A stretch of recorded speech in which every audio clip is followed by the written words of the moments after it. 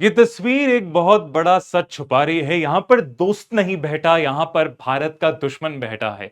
जी हां, बहुत सोच समझकर मैं ये बात बोल रहा हूं, क्योंकि जो कदम डोनाल्ड ट्रंप ने लिए हैं यूएस के राष्ट्रपति ने, वो सारे भारत विरोधी है। पाकिस्तान की मदद करना, टेररिज्म पर उसका समर्थन करना, आईएमएफ की फंडिंग देना, इस तरीके के कई कदम वो पूरे भारत के खिलाफ लेते हुए आ रहे हैं। और सबसे बड़ा खराब बात ये लग रही है हर भारतीय को, ये तब कर रहे हैं जब डोनाल्ड ट्रंप का स्वागत पूरे देश ने दिल खोलकर करा है। जब नरेंद्र मोदी सरकार ने रेड कारपेट इवेंट्स उनके लिए मेगा इवेंट्स अरेंज करे हैं, जैसे कि टेक्सास के अंदर हुए हाउडी मोदी, और एक ऐतिहासिक कार्यक्रम जिसका ट्रंप कभी भी बोलते हुए थकते नहीं है, नमस्ते ट्रंप, अहमदाबाद स्टेडियम के अंदर कितना पसंदीदा उनका स्वागत करा था। लेकिन ऐसे कई फैसले ले रहे हैं जिससे भारत को नुकसान हो रहा है। सवाल यह उठता है कि ट्रंप मोदी के खिलाफ क्यों काम कर रहे हैं? ट्रंप भारत को पाकिस्तान के बराबर क्यों तोल रहे हैं? भारत को उभरते हुए नहीं देखना चाह रहे क्या? इसके पीछे कई सारा हमारा आज का विश्लेषण है। चलिए बात करते हैं, क्योंकि स्माइल के पीछे एक बहुत इविल स्ट्रैटेजी है यूएसए की, जहां पर हम एंटी इंडिया स्टेप्स उन्होंने जो अभी लिए हैं उनके बारे में डिस्कस करेंगे। और इससे कोई ताजा उदाहरण नहीं हो सकता ऑपरेशन सिंदूर। पहलगाम आतंकी हमले के अंदर जब हमारे मासूम नौजवान लोग मारे गए थे आतंकवादियों द्वारा, उसका बदला लिया। 6-7 मई की रात को भारत ने ऑपरेशन सिंदूर चलाकर पाकिस्तान के ठिकानों पर हमला करा, आतंकवादियों के बेसिस को नष्ट कर दिए।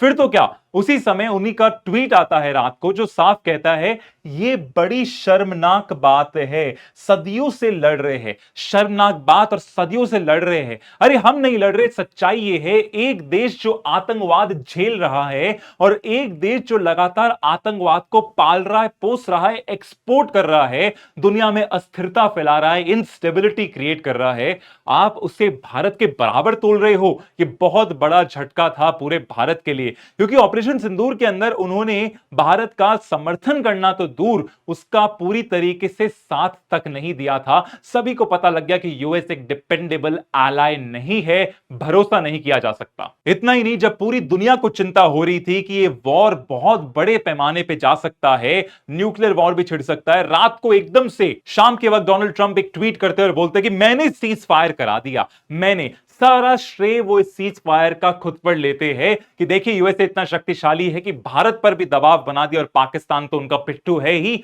उनसे युद्ध हमने रुकवा दिया। लेकिन असलियत यह है, पूरी दुनिया के सामने एक्सपोज हो गया, न्यूयॉर्क टाइम्स से लेकर सीएनएन, पाकिस्तानी प्रेमी पत्रकारों तक ने माना कि कितना बुरा डैमेज पाकिस्तान की एयरफोर्स बेसिस का इंडियन की मिसाइल्स और ड्रोन्स ने करा था। यहां तक कि पंजाब तक के सीने में वार करके आए हैं, उनके बेसिस के अंदर गड्ढे बना दिए, इन ऑपरेशनल कर दिए सारे रनवेज, और के अंदर रिडार एलिमिनेट कर दिए। पाकिस्तानी दुम दबाकर भारतीय सेना के डीजीएमओ को कॉल करते हैं, भीख मांगते हुए कि हम आपसे युद्ध विराम चाहते हैं। असलियत यह था कि यह युद्ध तो मैंने रुकवाया है। असलियत से बिल्कुल झूठ बोल रहे हैं।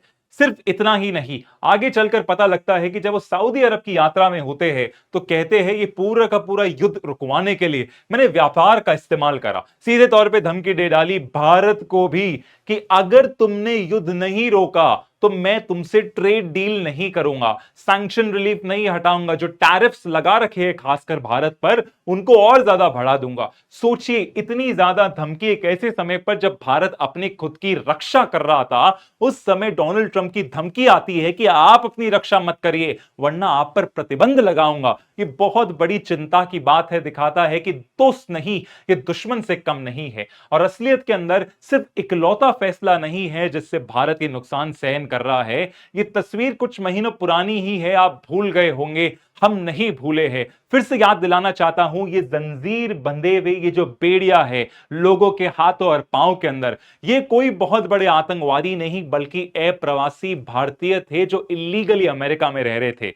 यूएस ने कहा कि इनको वापस ले जाओ, भारत तैयार भी हो गया, लेकिन फिर भी इनके साथ इतना बुरा व्यवहार करते हुए, जंजीरों में बांधकर पब्लिकली ह्यूमिलिएट करते हुए परेड करा पूरी दुनिया के सामने कि देखिए मैं कितना शक्तिशाली हूं। लेकिन बात यहीं तक नहीं रुकी थी। अब वो भारत की ग्रोथ स्टोरी पर भी अटैक करना शुरू कर दिया। यहां पर खुद ने एक बयान दिया है कि जो मेक इन इंडिया के तहत जो सारे आईफोन लाइंस बेसिकली चाइना से इंडिया शिफ्ट हो रही है, अब मैं नहीं होने दूंगा। बोला कि मेरी टिम कुक से मेरी अनबन हो गई थी। इनडायरेक्टली बोला, मैंने उसको सीधे तौर पर धमकी दे दी कि भारत में तुम किसी भी हालत के अंदर आईफोन लाइन शिफ्ट नहीं करोगे। भारत अपना देखेगा।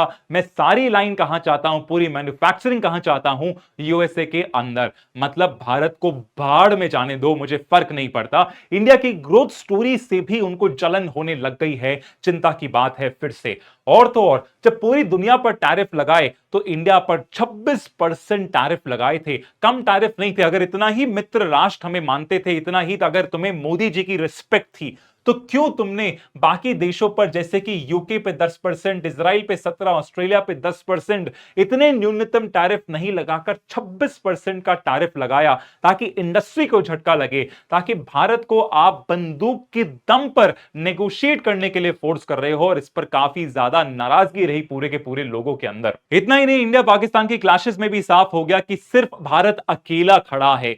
यूएसए तो उसके साथ में किसी भी हाल में नहीं खड़ा। और लोग क्यों भूल जाते हैं, पाकिस्तान के अग्रेशन को, आतंकवाद को समर्थन देने वाला कौन? यूएसए था। ऐसे समय पर जब पाकिस्तान के राशन पानी खत्म होने वाले थे, बेहद कंगाली थी फॉरेन रिजर्व्स की, डॉलर्स की, फॉरेक्स रिजर्व्स की, तो उस समय यूएस उसका दूत बनकर आता है और $1 बिलियन सीधे उसकी झोली पर डाल देता है। भारत के पास ये ताकत नहीं थी रोकने की, लेकिन ये ताकत सिर्फ और सिर्फ यूएसए के पास थी। आईएमएफ की सबसे बड़ी राइट्स उसके पास है। एक झटके के अंदर वो किसी भी देश को कंगाल कर सकता है, लेकिन ऐसा नहीं करा। उसके आतंकवाद वाले बिहेवियर को रिवॉर्ड करता है। और दूसरी तस्वीर आपको याद होगी, जब ट्रंप ने पूरी कांग्रेस के सामने अपनी पहली स्पीच के अंदर पाकिस्तान की सरकार का धन्यवाद करा था, यह कहते हुए कि धन्यवाद कि तुमने एक खूंखार आतंकवादी को मुझे सौंप दिया।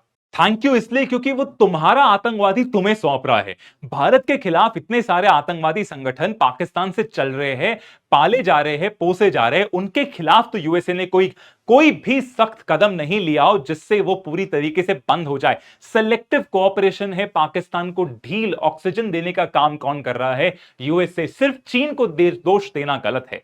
सवाल उठता है कि भारत को इतना अच्छा दोस्त बताकर और फिर दुश्मन जैसा रवैया करने से ट्रंप क्या अचीव करना चाह रहा है? बात यहां पर ट्रंप की ही नहीं है, बात यहां पर पूरे यूएसए की है। अगर आप ग्लोबल पावर हो तो दुनिया में सबसे मतलबी ही होगे। और ये बात साफ कर दी थी सबसे फेमस उनके नेशनल सिक्योरिटी एडवाइजर इतिहास के हेनरी किसिंजर, जिन्होंने साफ कहा था कि अमेरिका के कोई परमानेंट दोस्त नहीं, कोई परमानेंट दुश्मन नहीं, सिर्फ और सिर्फ रहते हैं तो परमानेंट इंटरेस्ट। मेरे जो हित है भारत का यूज करके चीन के खिलाफ करना, इनको मैं पूरा करूंगा। पाकिस्तान के यूज करके भारत को भी घेरने का हित है मेरा, इनको मैं ऐसे यूज करूंगा। ये सारी चीजें हमें सामने हो जानी चाहिए। और डोनाल्ड ट्रंप जो राष्ट्रपति है, वो पॉलिटिकल स्टेटमेंट से ज्यादा वो कुल मिला के एक बिजनेसमैन थे। उनका सीधे तौर पर डील मेकिंग में इंटरेस्ट रहता है। तुम मुझे क्या दे सकते हो, बदले में मैं तुम्हें क्या दे सकता हूं, आदान प्रदान। वरना जो अपने सबसे बड़ा जो खतरा है यूएसए के ऊपर, चीन के पूरी की पूरी मैन्युफैक्चरिंग, उनके ऊपर भी डोनाल्ड ट्रंप ने फटाफट डील कर ली। बोला कि तुम थोड़ा कम करो, हम थोड़ा कम करेंगे और डील करेंगे। मतलब क्या था? प्रेशर भी बनाते हैं तो सिर्फ फटाफट डील करने के लिए। और इस पूरे अमेरिका फर्स्ट कैंपेन के अंदर जहां वो कहते हैं कि कितनी भी अमेरिकन कंपनी हो, वो किसी भी हालत में दूसरे देश के अंदर अपनी मैन्युफैक्चरिंग लाइन शिफ्ट नहीं करेंगी। और इसी विजन के अंदर कि सारी चीजों के अंदर अमेरिका ही सबसे पहले होना चाहिए, सबसे आगे होना चाहिए, उन्होंने टिम कुक को सीधे तौर पे धमकी दे दी कि सारा प्रोडक्शन लाइन यहीं पे शिफ्ट करो, यहीं से तुम्हारे पैसे आते हैं, मुझे कोई फर्क नहीं पड़ता कि तुम इंडिया में बना रहे हो या नहीं बना पाओगे, यहां पर मुझे मेरी पूरी मैन्युफैक्चरिंग लाइन चाहिए। और ये तस्वीर बहुत ज्यादा महत्वपूर्ण है, जो लगातार यूएसए क्यों इंडिया को इतना कोट कर रहा है, इंडिया से दोस्ती करने के फिराक के अंदर है। एक तरफ है यहां पर चीन, एक तरफ है यहां पर भारत, और नीचे चीयर लीडिंग कौन कर रहा है? नीचे चीयर लीडिंग करने वाला एक देश है, वो है यूएसए। लगातार चाहता है कि वो किस तरीके से भारत का यूज करके बैलेंस ऑफ पावर बना पाए, जो चीन की तरफ शिफ्ट हो पा रहा है। तो हमें भी सतर्क रहने की जरूरत है कि हम यूएसए के बनाए हुए प्लान्स के अंदर नहीं पड़े। लेकिन फिर एक सवाल आता है कि क्या भारत को अपनी स्ट्रैटेजी में चेंज करना चाहिए? इतनी ज्यादा दोस्ती क्या सही रहेगी? असलियत के अंदर हमारी भी मजबूरी है। चीन हमें पूरी तरीके से दबाना चाहता है, पाकिस्तान और बाकी सब देशों के साथ मिलकर भारत को घेरना चाहता है। एक ऐसा देश हमारी मदद कर सकता है, वो है यूएसए। आप देखिए, ट्रेड के अंदर, डिफेंस के अंदर, टेक्नोलॉजी के अंदर, पूरी दुनिया के अंदर ग्लोबल चैंपियन है। अलायंसेस में कोई मुकाबला नहीं है। तो हमें यूएसए की जरूरत है अगर हम 2047 तक विकसित राष्ट्र बनना चाहते हैं। अगर इसके लिए सबसे जरूरी हमारा नेगोशिएटिंग स्टाइल होना चाहिए कि ट्रंप का ईगो बूस्ट करे।